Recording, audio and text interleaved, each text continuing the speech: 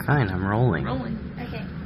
Hi, my name is Catherine Bautista, and today I will be speaking to you about Georgia O'Keeffe and her life. This is my audience.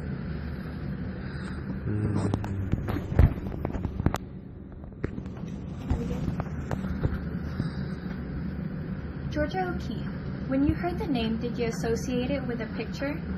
Maybe it was of a flower or a western landscape, or maybe even a skull. But actually, she created far more than that. She's an American icon closely associated with American modernism.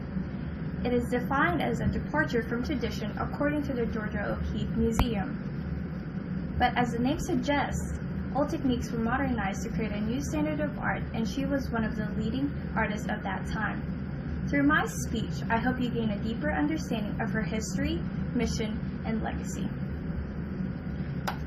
Let us begin by venturing into the early life of Georgia O'Keeffe.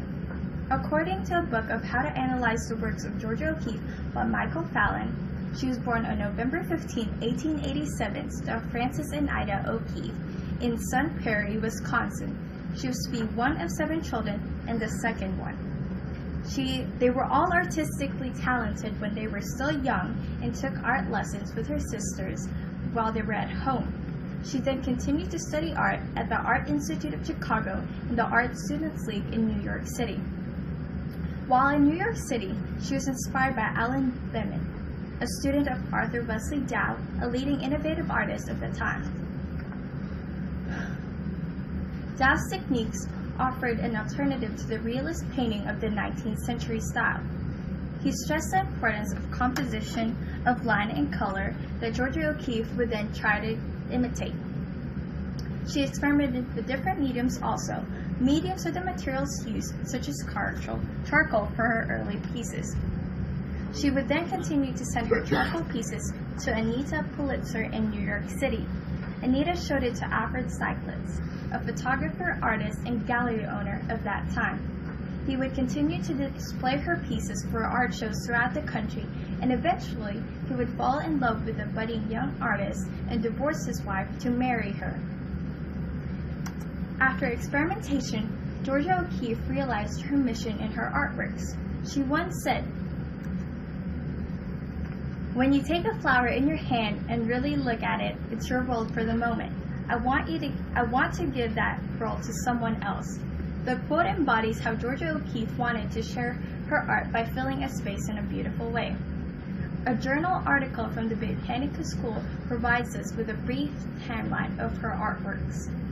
She started off with flower paintings in the very beginning that were of charcoal and paint after being inspired by Dow and Behrman's inspiration in art.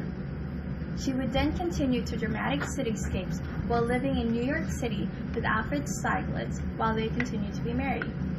She would then be inspired by a trip to northern New Mexico and eventually settle there, inspired by the western landscapes and the skullworks of the country.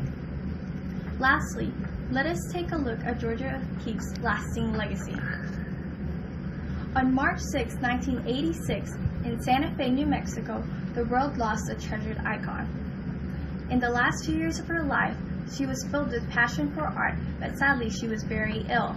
She suffered from macular degeneration and failing eyesight. She had to use the aid of her assistants to continue her artwork. She used abstract watercolors and pencil for her last work since they were easier mediums to work with. Her art is housed in many museums throughout the world, but especially in the Georgia O'Keeffe Museum in New Mexico, which is entirely dedicated to her works by art contributors. Throughout this speech, we have discussed Georgia O'Keeffe's history, mission, and legacy. She became a major art icon because she decided to venture outside the world of traditionalism and be inspired by other artists. Although she was best known for her flower canvases and southwestern landscapes, she creates more art by continuing to inspire other artists to this very day. And here are my sources. Thank you.